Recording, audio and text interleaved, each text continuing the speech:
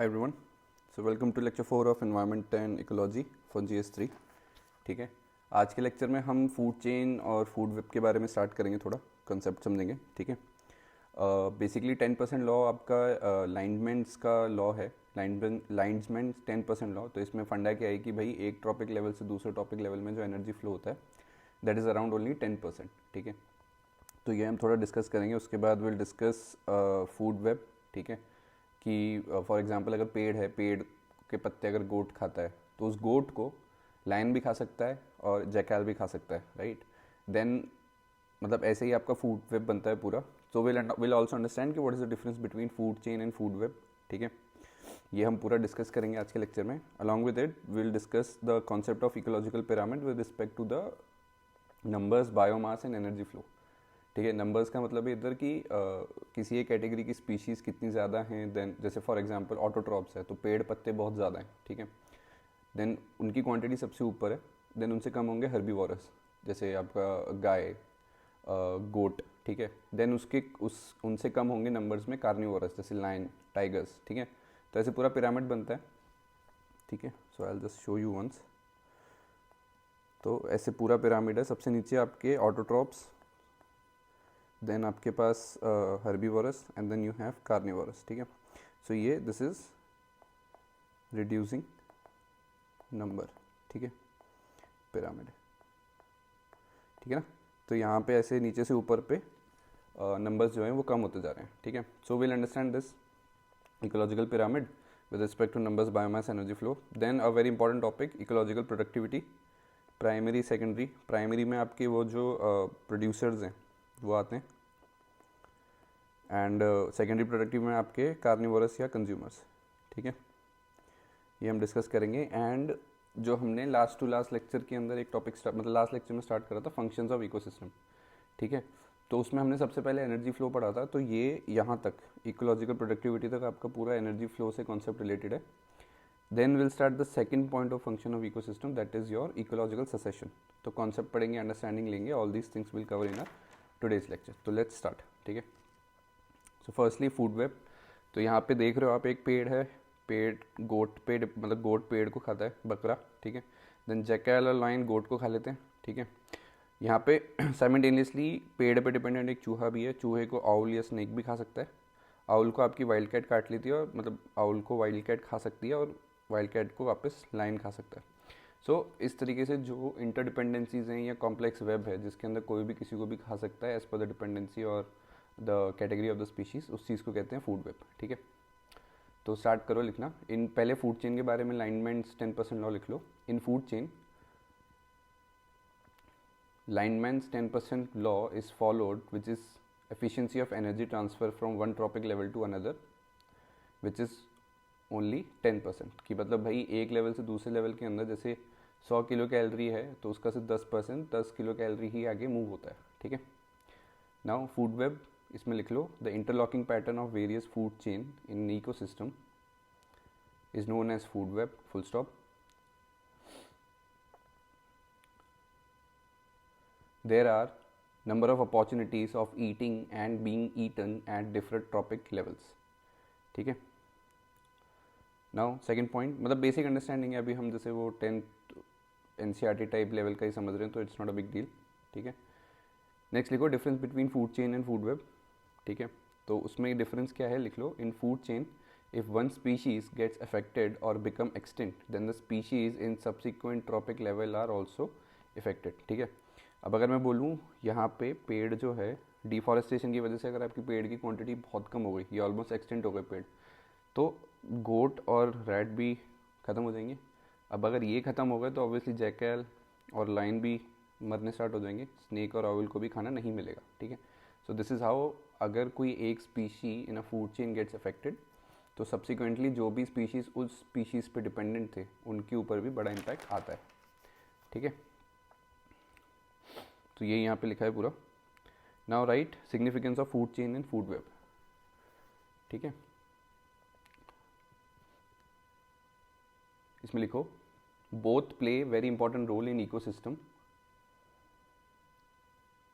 both play a very important role in ecosystem energy flow and nutrient cycling which takes place through them, ठीक है। Nutrient cycle हम आगे पढ़ेंगे, carbon cycle, phosphorus cycle, बहुत सारी hydrological cycle, all these things will discuss. Basically पूरा nutrients कैसे हमारे ऑर्गेनिक चेन का पार्ट बनते हैं, ठीक है, मिनरल्स कैसे ऑर्गेनिक चेन का पार्ट बनते हैं, और पूरी साइकिल जो होती है जो ऑटोट्रॉप से शुरू होकर डिकम्पोजर्स पे ख़त्म होती है, and then again those nutrients gets back to the ecosystem.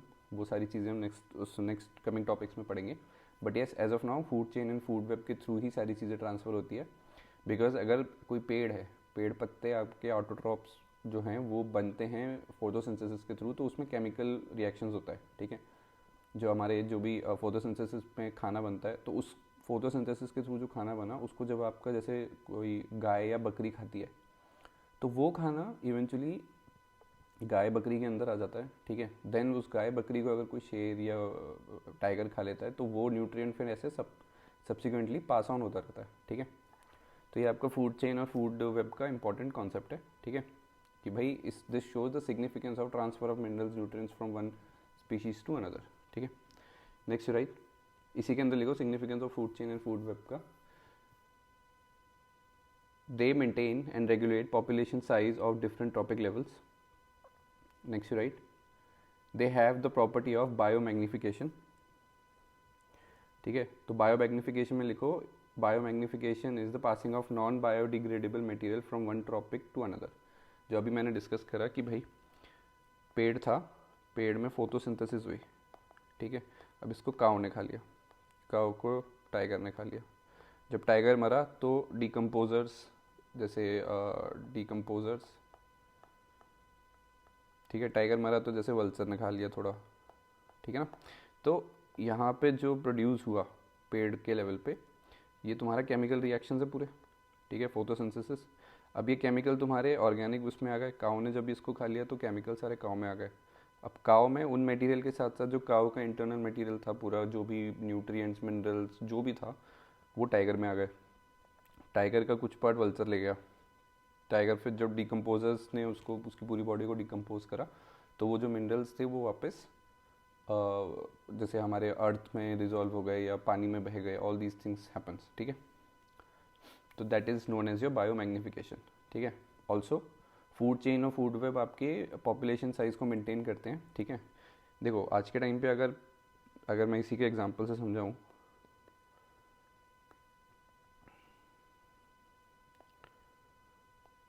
तो अगर पेड़ हैं, ठीक है, अब इसको पेड़ को खाने वाला काऊ है और लेट्स से गोट है, ठीक है।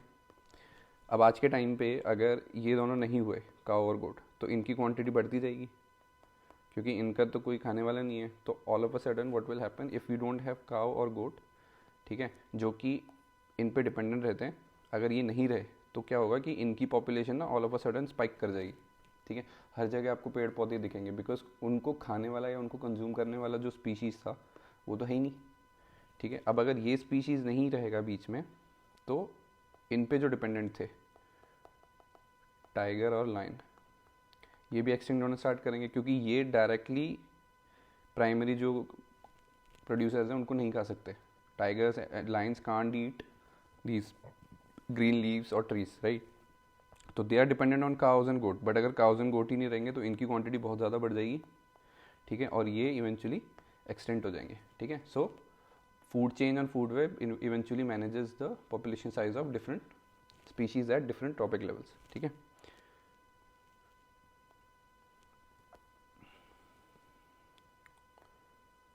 ठीक है, मूविंग ऑन, ठीक है। तो this was all about your significance of food chain and food web और difference between food chain and food web, ठीक है। Now moving on, the concept is known as now ecological pyramid, ठीक है।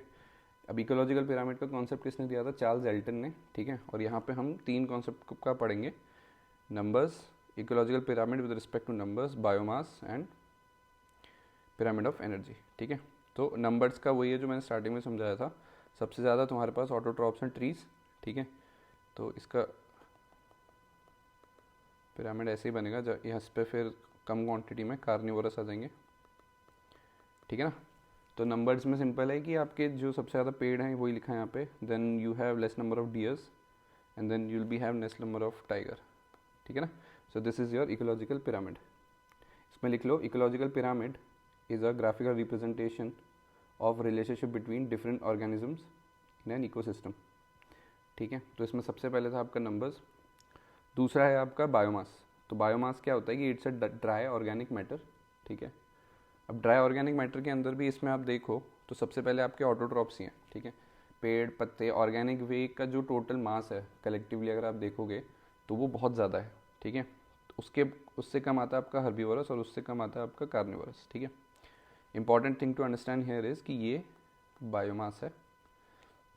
Carnivorous का जो example हमने लिया था टाइगर, वो यहाँ हमने डिस्कस करा है इन नंबर्स कि भाई शेरों की क्वांटिटी बहुत ज़्यादा है, मतलब शेरों की क्वांटिटी कम है एज़ कम्पेयर टू डियर, और डियर किस कैटेगरी में आता है, हर्बीवोरस में। ठीक है, तो यहाँ हम नंबर्स की बात कर रहे हैं, यहाँ हम बायोमास के टर्म्स में बात कर रहे हैं कि भाई पेड़ पत्तियाँ घास सबको मिला के जो ऑटोट्रॉप्स होते हैं उनकी quantity in terms of biomass is very high. Then उनसे कम हर्बीवोरस। अब हर्बीवोरस में तुम्हारे पास डियर है, काऊ है, ठीक है, एलिफेंट भी ले सकते हो। ठीक है ना, तो ये बायोमास के टर्म्स में। ठीक है, so that's a basic difference between number and biomass in ecological pyramid. Moving on, third is your pyramid of energy. अब पिरामिड ऑफ एनर्जी का क्या सीन रहता है कि it will always be upright, मतलब ये पिरामिड ऑफ एनर्जी ना हमेशा उल्टा रहता है when we compare it with the pyramid of numbers. ठीक है,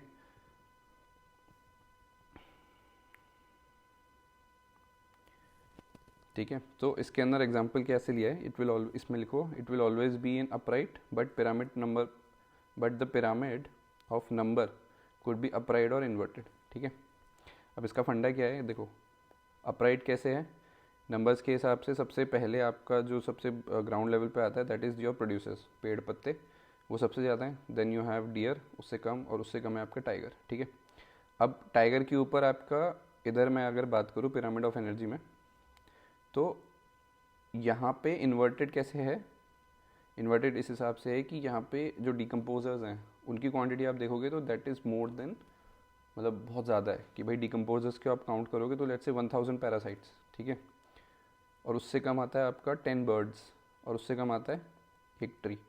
तो एक ट्री पे डिपेंडेंट है 10 बर्ड्स, और 10 बर्ड्स को डिकम्पोज करने के लिए या उन पे जो डिपेंडेंट पैरासाइट्स हैं दैट इज़ मोर देन 1000। सो ये इन्वर्टेड है एग्जाम्पल, और ये अपराइट है। ठीक है, पिरामिड ऑफ एनर्जी क्या रहता है, it is always upright because flow of energy is unidirectional. ठीक है, तो पिरामिड ऑफ एनर्जी हमेशा ऐसे ही रहता है। ठीक है, मतलब अगर आप देखोगे कि सबसे ग्रास रूट लेवल पे जो एनर्जी रहती है वो सबसे ज़्यादा रहेगी, फिर उसका 10% यहाँ पे आएगा, देन उसका 10% यहाँ पे। So pyramid of energy will always be upright. ठीक है, तो ये रिलेशन है, ये लिखा है यहाँ पे, pyramid of energy is always upright because flow of energy is unidirectional. ठीक है, next concept is ecological productivity. इसमें लिख लो the rate of biomass production in an ecosystem is called ecosystem productivity. ठीक है, next right the amount of productivity available in an ecosystem determines how much life it supports. ठीक है, कि भाई किसी एक इकोसिस्टम में लेट्स से आप नॉर्मल ट्रॉपिकल फॉरेस्ट की बात करो तो उसकी प्रोडक्टिविटी बहुत ज़्यादा होगी as compare to your let's say desert और स्नो, क्योंकि जितनी ज़्यादा प्रोडक्टिविटी होगी बायोमास की उतनी ही ज़्यादा स्पीशीज़ डिपेंडेंट होंगे, और जितने ज़्यादा स्पीशीज़ डिपेंडेंट होंगे उतनी ही ज़्यादा उनकी क्वांटिटी होगी। ठीक है, क्योंकि हर स्पीशीज़ के लिए कुछ ना कुछ है। सो इफ़ आई से कि ट्रॉपिकल फॉरेस्ट में आपको शेर मिल सकता है, टाइगर मिल सकता है, एलिफेंट मिल सकता है, डियर मिल सकता है। ठीक है, बट आप अगर डेजर्ट की बात करोगे, डेजर्ट में सिर्फ कैमल के अलावा आपको कुछ नहीं मिलेगा। You will not find elephant there, you will not find deer there, because ecosystem उतना प्रोडक्टिव नहीं है to sustain, to make sure कि बाकी जो भी स्पीशीज़ हैं वो सस्टेन कर जाए। ठीक है, so this is defined under your ecological productivity. ठीक है, अब इसका डिफरेंशिएशन है, types of productivity are of two type, primary productivity and secondary productivity. ठीक है, प्राइमरी प्रोडक्टिविटी प्राइमरी प्रोड्यूसर्स हैं, सेकेंडरी प्रोडक्टिविटी सेकेंडरी कंज्यूमर्स हैं। ठीक है, प्राइमरी प्रोडक्टिविटी का जो टाइप्स है that is GPP and NPP. GPP stands for your gross primary productivity और N stands for your net primary productivity. ठीक है, और सेम गोज फॉर हियर, इधर NSP is your net secondary productivity and GSP is your gross secondary productivity, ठीक है।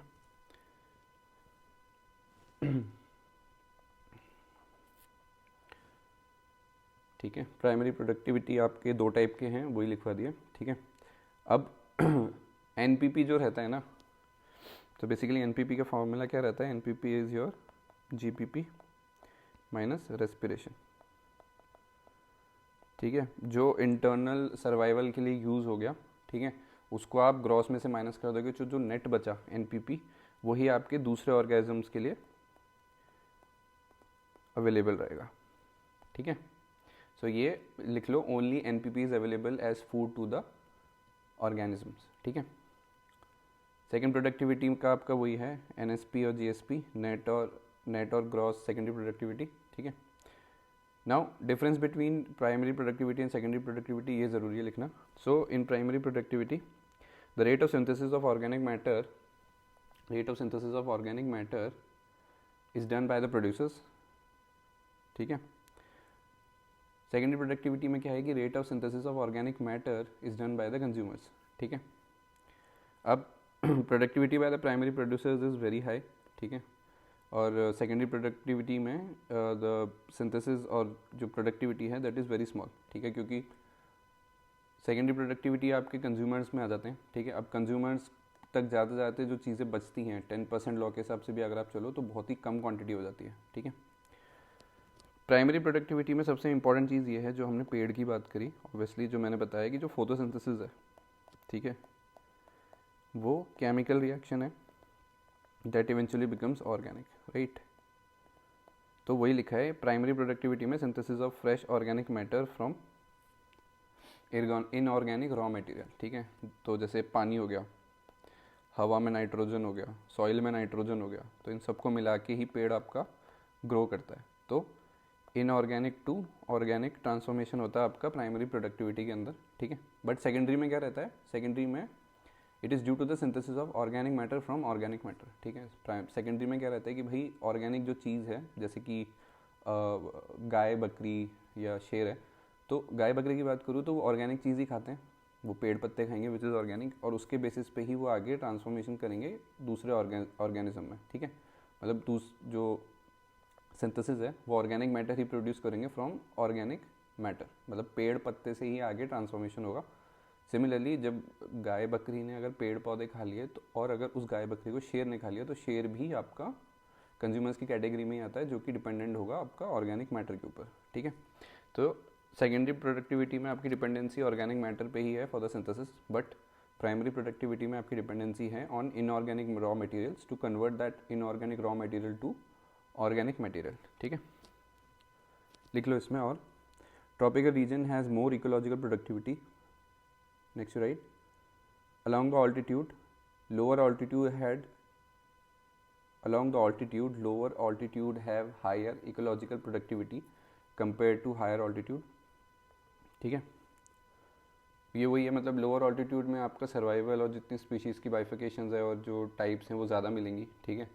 But अगर आप extreme altitude पे जाओगे, जैसे माउंट एवरेस्ट है, वहाँ पे स्नो के अलावा कुछ नहीं है, there is no ecosystem there are no number of species out there, right.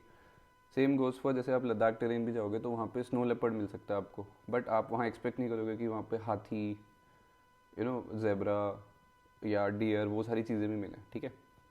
तो यही है, तो डाइवर्सिटी और जो प्रोडक्टिविटी है वो ट्रॉपिकल रीजन्स में ज़्यादा मिलती है एज़ कम्पेयर टू योर मतलब एक्सट्रीम रीजन, जिसके अंदर हाई ऑल्टीट्यूड में अगर मैं बात करूँ कि जहाँ बहुत ज़्यादा ठंड है, वहाँ पे इकोलॉजिकल प्रोडक्टिविटी उतनी ज़्यादा नहीं होती, ठीक है। नाउ नेक्स्ट टॉपिक जो हमारा फंक्शंस ऑफ इकोसिस्टम में सेकंड पॉइंट था, इकोलॉजिकल सेसेशन, वो हम यहाँ से स्टार्ट करते हैं। Ecological succession as a term is given by F E Clements, ठीक है। अब एफ ई क्लीमेंट्स, इसमें इकोलॉजिकल सेसेशन है क्या, it is an observe process of change in the species structure of an ecological community over the period of time, ठीक है। अब over the period of time के बेसिस पे जो भी स्पीशीज़ हैं उनका जितना ट्रांसफॉर्मेशन और चेंज हुआ है, that is defined as your ecological succession, ठीक है। So it is an observe process of change in the species structure of an ecological community over the period of time, ठीक है।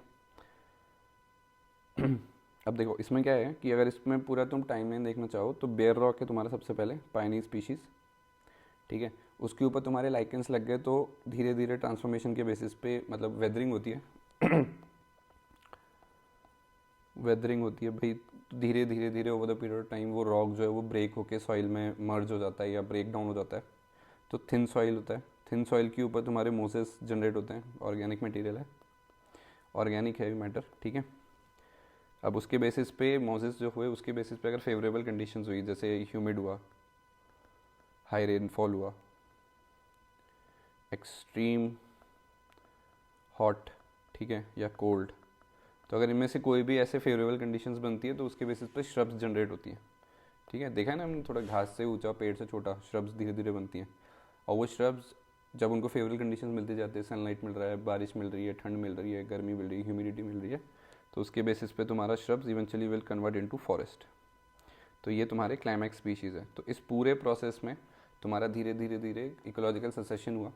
इवेंचुअली जब last में जो forest बना, उसकी जो प्रोडक्टिविटी रहेगी और जो स्पीशीज़ उस फॉरेस्ट पे डिपेंडेंट रह सकते हैं या सर्वाइव कर सकते हैं, उनकी क्वांटिटी बहुत ज़्यादा हो जाएगी as compare to your initial stage, जहाँ पे सिर्फ एक बेयर रॉक था, ठीक है। तो ये पूरा इकोलॉजिकल सक्सेशन का ऐसे टाइमलाइन, या टाइमलाइन नहीं मतलब एक फ्लो समझ सकते हो, ठीक है। टाइप्स ऑफ सक्सेशन क्या है, primary succession and secondary succession, ठीक है। इसका क्या मतलब है प्राइमरी सक्सेशन में there is no hindrance in your continuity, ठीक है, लिख लो इसमें no hindrance continuity in succession, ठीक है। सेकेंडरी के अंदर क्या रहता है कि hindrance might happen and continuity resumes from where the hindrance have happen. जैसे ज़्यादा पानी होता था, जैसे ये आपका है नॉर्थ ईस्ट हो गया, ठीक है, ज़्यादा बारिश में लंबे लंबे बैम्बूज वगैरह ग्रो करते हैं, ठीक है, लंबे लंबे पेड़ हो गए। अब अगर वहाँ पे पानी कम पड़ने लग गया तो eventually the forestation properties will eventually shift, change होंगी वहाँ पे, ठीक है। तो वो एक हिंड्रेंस है, ठीक है, और उस हिंड्रेंस का इम्पैक्ट या जो चेंज देखने को मिलेगा वो 50 से 100 साल में दिखेगा, ठीक है। प्राइमरी सक्सेशन का जो चेंज है वो मिलियंस ऑफ ईयर्स ही लगे यहाँ से बेयर रॉक से लेकर फॉरेस्ट तक को बनने में, इट टेक्स टाइम, ठीक है, पूरी साइकिल आपकी जनरेट हुई। और यहाँ जो है सेकेंडरी सक्सेशन में आपका 50 से 100 साल के अंदर चेंजेस दिख जाएंगे, ठीक है। इसके अंदर एक एग्जांपल लिख सकते हो, शिफ्टिंग कल्टीवेशन। तो उसके अंदर हम जो सॉइल की प्रॉपर्टीज़ हैं वो आप ऑब्जर्व कर सकते हो, 50-60 साल पहले कुछ और थी और अब कुछ और है, because the process of farming and the type of farming has change significantly, ठीक है। अब इसमें लिखो, और based on the type of area where the succession happens there can be a different names of succession, ठीक है। तो इसमें है कि लैंड पे जो हुआ वो ज़ेरोज सक्सेशन कह सकते हैं, ठीक है।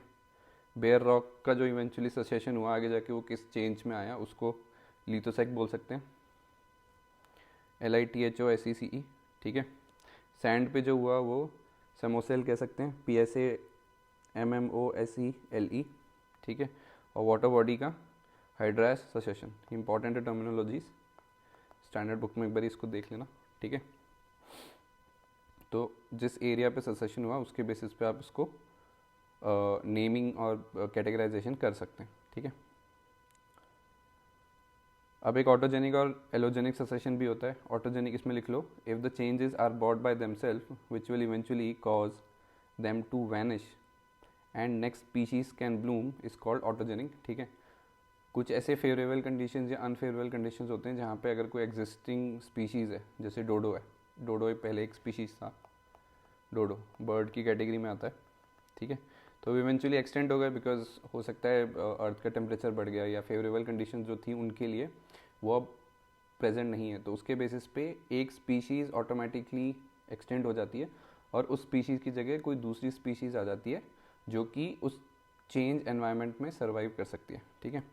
तो ये जो ऑटोमेटिक ट्रांजिशन होता है this is named as autogenic succession, ठीक है। अब इसका एक और टाइप भी है एलोजेनिक सक्सेशन, ठीक है।